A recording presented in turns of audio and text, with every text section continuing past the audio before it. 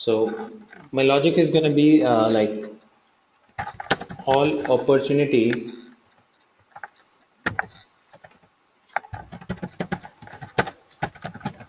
created in a day by a user should not exceed 100,000. All right. So in a total, let's say that's what my logic is. In a total, all the opportunities that a user creates in a day, sum total of all those opportunities, sum of the amount of all those opportunities should not exceed 100,000. That's what my logic is. What do I do here? This is something where you need to take the existing records also into consideration. You cannot just work with the record in context, right? Because it should check the existing records, the ones which have been already created by that user today, on today's date, and then it should go ahead and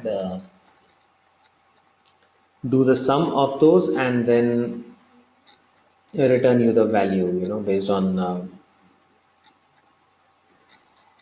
let's say, uh, if the sum is exceeding 100,000, it should throw you an error, right? So in this, what we're going to do, we'll create an apex class, okay, and we'll create a method in the class. We will call the method in trigger. So instead of writing the code or the code logic directly in trigger, this time I'm going to write the logic in a method in the class and use it in trigger. I can do it the other way around also, but since we have done examples of writing the code logic directly in trigger, let's do this example by writing it in an apex class. All right. So it's pretty simple. You just need to go to Salesforce, develop Apex classes. So you also, in this example, you also get to learn how, an Apex class can be created, and a method from an Apex class can be referenced in a um, trigger. All right. So just go ahead and click on new.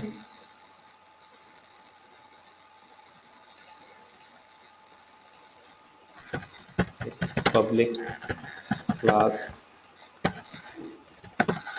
trigger class. Give it whatever name you want.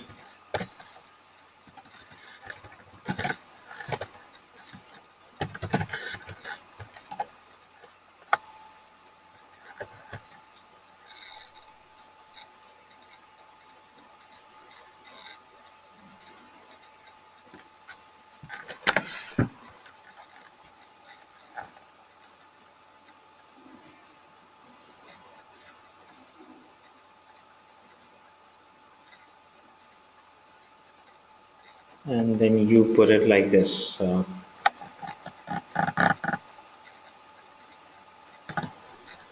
Okay. Uh, so create a method inside this.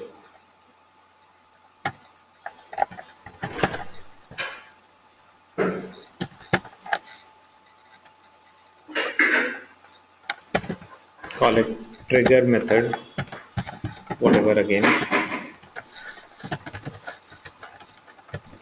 For this method, this void method, I would define a parameter which can be a list of opportunities. Call it ops. All right. This parameter I've defined because this is going to act for the trigger.new when I call this method on the trigger. All right. So in there, I will say trigger.new equals ops. That's what we are going to do, right? So instead of this parameter, we are going to use trigger.new. Right? This is the parameter which I'm going to use in this. Now, for this, functionality to work, I have to do two things. One, I have to check all the existing records which have been created by that user on the same date, which have already been created, all right, and do a sum of all those records. My logic is that on a given day, a user, all opportunities created by a user, sum of the amount of all those opportunities should not exceed 100,000, right? Now for this, first of all, I'll have to check all the existing records, and then I'll have to check the records which are being created right now, okay, in the context. So all that you have to do is you just have to go ahead, go here and click on um, public void trigger method, okay, and then you put it like this. For opportunity O1 in select amount from opportunity where created date equals today and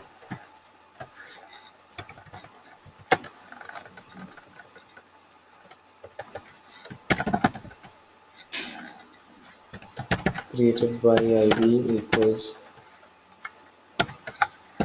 user info dot user ID.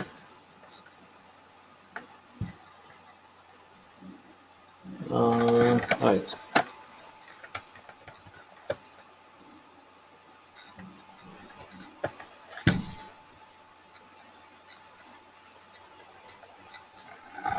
So I'm basically trying to run a for loop on all the records where the created date is today's date, all the opportunities which have been created today, and where the created by user is the same user as the one who is creating this opportunity, current opportunity, right? So for this, in this for loop, what I want to do is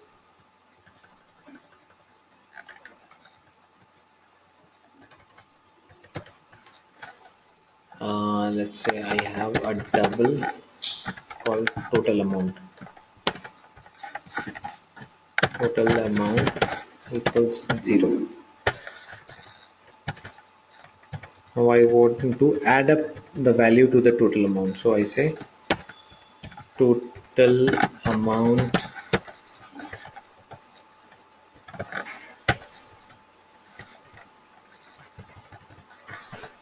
equals total amount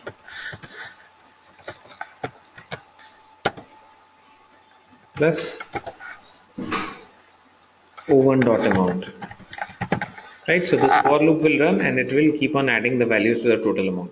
So all those records will come into this for loop, and end of this loop I will get the sum total in the total amount variable, right? This is one part of it. So this for loop will do the check in all the existing records, all the records which have been created today, all right, and it will do a sum of those created today by the same user. It will do a sum of those. Second for loop is for the records in context. So for records in context, trigger.new, I have used a variable here, ops, because I cannot say trigger.new here. So what I'll have to do is I just have to define a parameter here, which I'm going to use here, and there I'll replace it with trigger.new. So for those records, you again run a for loop for opportunity O2 within ops. I would again do the same thing.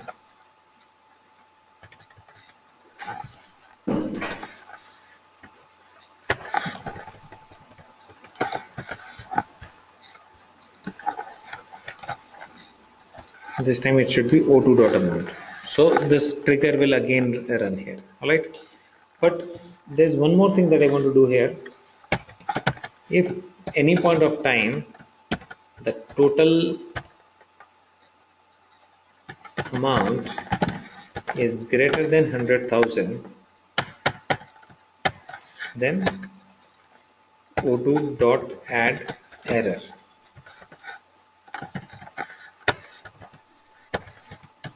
You have exceeded your daily limit.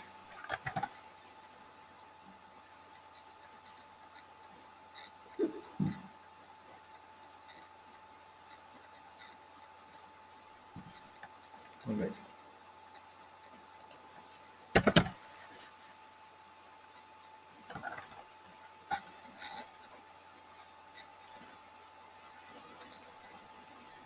User info dot get user ID. No. Okay, I'll just give you the exact thing here.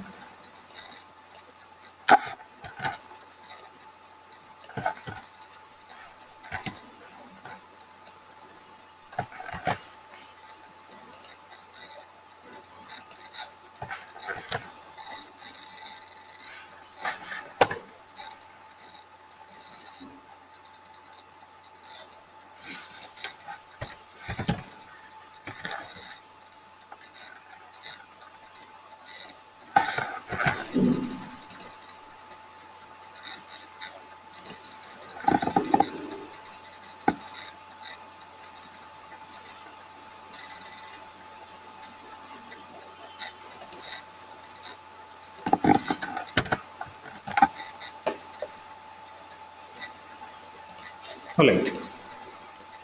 So user info dot get user ID will return the user ID of the current user. All right.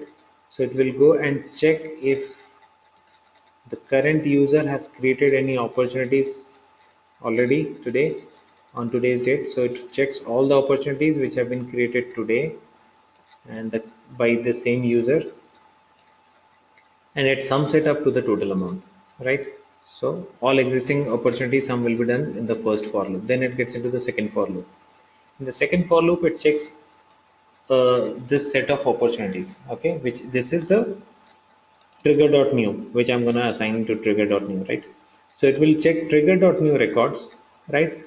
Now in the previous example, if you remember, we were doing just this part. If you compare it to the previous example, we were doing just this part. We were not doing this, right? We were just doing this much from here, right? This is what we were doing. Here I did trigger.new and rest it was completely like this. Now, because here the requirement is like that you also need to check the records already existing in the database, you will have to put one more for loop here, right? So this is how it is done. It's here, and that's it. So my class is done. I save the class. All that I have to do is now I have to call this class and method on the trigger, right? So just go ahead, click a trigger on the opportunity. But before you leave this class, just take the class name.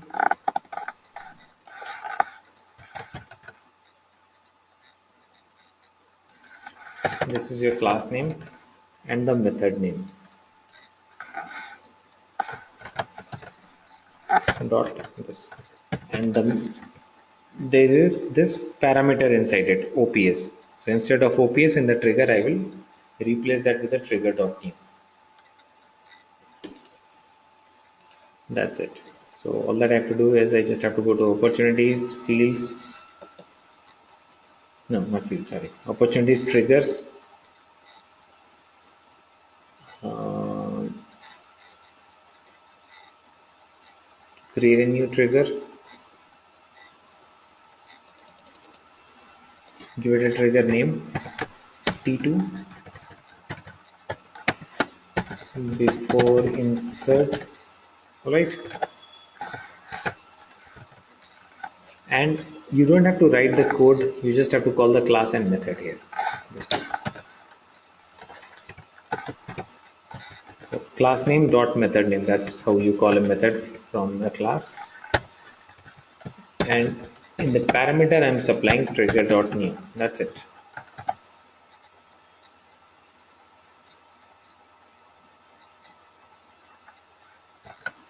One minute. This method does not exist. All right.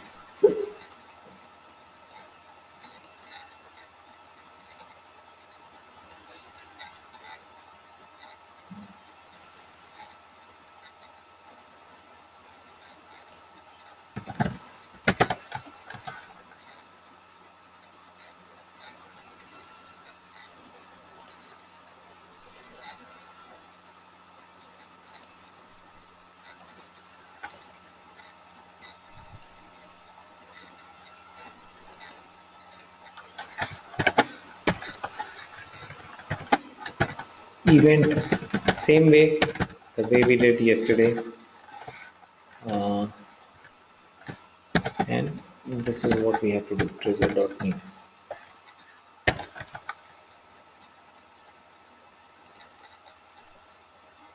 That's it. Now if you try to create opportunities, let's say if you create one opportunity of 25 and you put an amount which is like 50,000,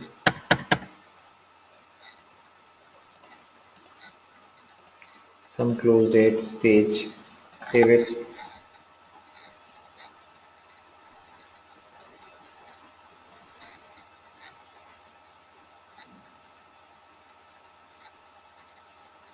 Right.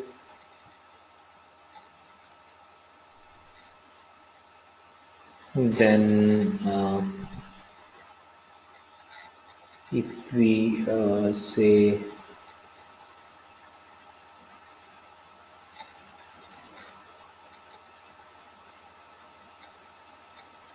so 50,000 got created. I try to create one more, same date, same user of 26, 40,000.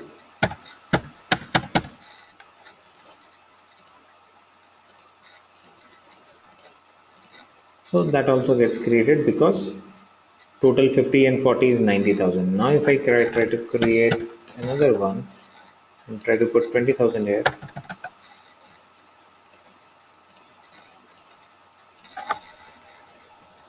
this is what will throw error. You have exceeded your daily limit. So it says you already exceeded your daily limit. This is where the error is. Alright, clear on the logic part. Yes.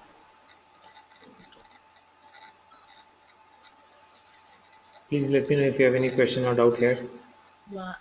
Can you please explain me about the linking from one class to other trigger, Apex especially, the linking. See, the class is there. You have written the class and you have written a method there. Alright. All that you have to do is Okay. while you want to call the code from the class on a trigger, the trigger syntax and everything is there, right? So Yeah, yeah. trigger T1 on whatever object, let's say opportunity in this case, before insert event and all. So these things, so you will write, right? The way we were calling a class or method on Visual Force page. So we had a particular way of calling it with the help of a Okay. controller, right? For a trigger, all these things are there. All that you have to do is you just have to call it like this: class name dot method name, and Oh, here you will put trigger.new. Alright. So the method that you want to call for a trigger always have to have a parameter, which is a okay. parameter of a list variable, right? Okay. So that parameter we define there so that we can assign that value to this. Because on my method I cannot call trigger.new, right? So what I do is instead of trigger.new, I define a variable there, a list variable. Alright, list as object. And then I replace it here with trigger.new. Okay. Got the logic? So basically, it's like in my method, I created a space holder for it, created a variable for it, and here I, put trigger.new into that space holder, into that variable. Oh, okay. Because trigger.new is a context variable which is understood only in trigger. You cannot call it on a class or method, right? So in that method, define an S object, keep the space, and here replace it with trigger.new while you call it. So that's what you have to do. You just have to say the class name dot method name, and within brackets just put trigger.new. This is how it needs to be. So that's what we did in our example. Class name was trigger class, Yeah. method name was trigger method, and inside Okay. this piece Like did that. Okay. trigger.new. Got the logic? Okay, Ji. Yeah. Uh, and did you get the logic behind the code that we have written? Yes, Ji. All right. Let me do this thing.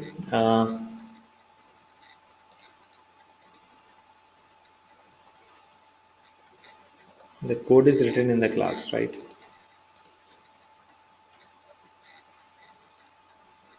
Here is the class.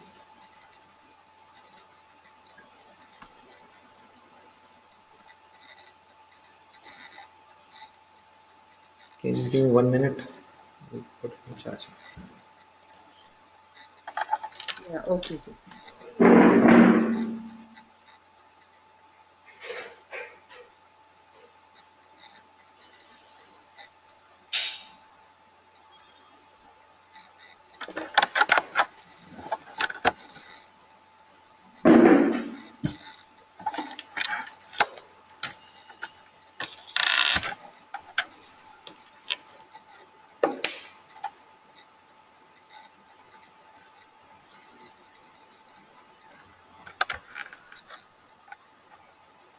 Yeah. So what I'm going to do is I'm going to send you this code.